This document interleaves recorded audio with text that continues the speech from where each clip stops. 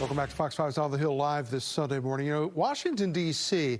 is home to nearly 200 ambassadors from around the world, each one working with the White House to build diplomacy and highlight issues that matter to their country.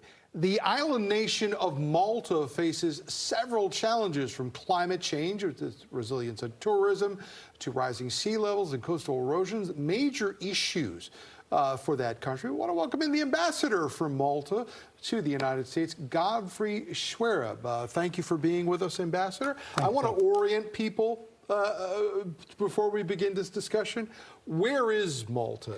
Between Italy and Libya, basically. Yeah, you're right. So we're a small island about the size of DC, for those who are watching. And we're situated right in the middle, about 70 miles south of Sicily and 90 miles north of Tripoli. So right in the middle of the Mediterranean, and hence why we have such a rich history.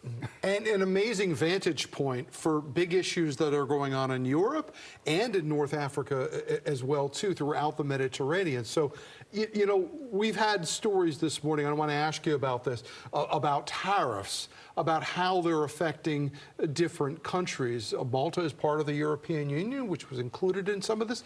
But does any of this really affect your economy in any major way? Well, we have a trade balance with the US. We import about 120 million and we export about 120, 140 million. So we've got a trade balance. Not a very big chunk of our economy comes or goes to the US. So although as part of the European Union, we hope that there will be continued discussions about the tariffs before the 1st of August, but inherently the economy won't have such a big jolt directly from the tariffs. Of course, we import a lot from Europe, so if the economy of our bigger countries in Europe has a hit, we will also be hit. One other thing you have in common with Washington, D.C. is tourism as one of your major industries. But, you know, what you're looking at right now is the effect of global warming on your tourism industry, with rising seas. Coming from a coastal area that I came from growing up, it is something that these communities are concerned about.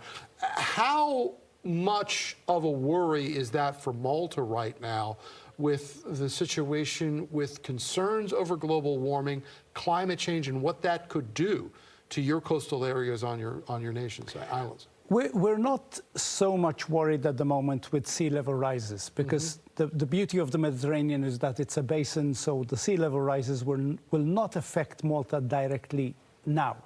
However, the temperature changes, both of the water, both in the Atlantic and in the Mediterranean, have started to affect our island, impacting our tourism directly and indirectly. For example, one of the major problems that we've had in the last few years is an increase in the number of jellyfish that are washed ashore or in our coastal areas. And that's because the temperature of the Mediterranean has increased slightly and of the Atlantic has increased slightly, and so the flora of jellyfish has increased. And you know, and you don't like to be a tourist with a sea full of jellyfish. I can tell you, growing up near the beach, that can ruin a day at the beach. Exactly. But it's also a bit of a warning sign that something's not right. So when you have these conversations with larger nations, Malta's not responsible for a lot of the industry that is causing some of these problems. How do you have that conversation, and how do you get a nation like Malta listened to when you're raising these concerns? So this is why Malta was one of the first countries to raise the issue of climate change at the UN as an issue that is global, that is affecting all the countries, whether they're a polluter or not, whether they're a contributor or not.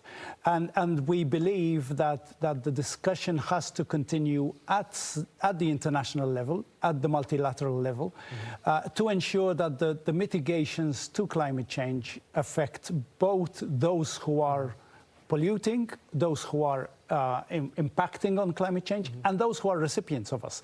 Many of the small islands, especially here in the Caribbean, for example, and also in the Pacific, are already seeing the effect of climate change with sea level rises, as you were mentioning, and they're not the contributors. Are you optimistic quickly whether or not people are listening to this message?